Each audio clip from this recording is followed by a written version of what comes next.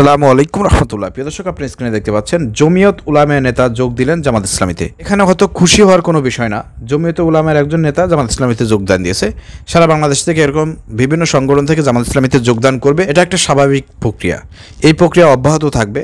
জমিয়ত উলামায়ে তারাও একটি ইসলামিক সংগঠন। আপনারা জানেন যে আগামী নির্বাচন কেন্দ্রিক বাংলাদেশের জামাত, ইসলামী আন্দোলন বাংলাদেশ, খেলাফত মজলিস, চরমোনাই, অন্যান্য ইসলামিক সংগঠন সবাই কিন্তু ঐক্যবদ্ধভাবে আগামী নির্বাচন করবে এবং ঐক্যবদ্ধভাবে তারা ভোটের ময়দানে একটি বাক্স দেবে।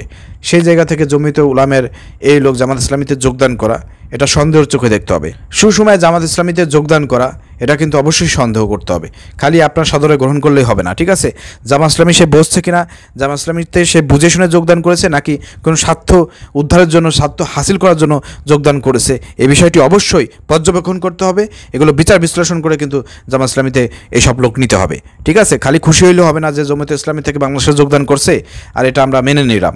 অবশ্যই যেহেতু জামাত ইসলামী এখন সুদিন এসেছে, 5 আগস্টের পরে অনেকেই জামাত ইসলামীতে যোগদান করার প্রচেষ্টা চালাচ্ছে। জামাতের সাথে লেগে থেকে তাদের পিঠ বাঁচানোর প্রচেষ্টা অনেকেই করবে। অনেকেই সুযোগ সন্ধানে জামাতকে ব্যবহার করার প্রচেষ্টা করবে, জামাতের কাছ থেকে পদপদবি নেওয়ার চেষ্টা করবে, বিভিন্ন তাদের নিজেদের স্বার্থ হাসিল করার প্রচেষ্টা অনেকেই করবে।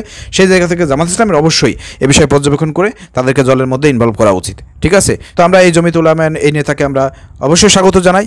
কিন্তু এই নেতা কি জামাত ইসলাম আসলে বুঝে শুনে করবে কিনা, নাকি কোনো পদপদবি বা কোনো স্বার্থ আছে কিনা, এসব বিষয় নিয়ে বাংলাদেশ জামাত ইসলামের আরও সজাগ দৃষ্টি রাখা উচিত। কি বলেন আপনারা? আমার কথার সঙ্গে একমত? তাহলে একটু কমেন্ট করে জানাবেন, ভিডিও শেয়ার করে দেবেন। আসসালামু আলাইকুম রহমতুল্লাহ।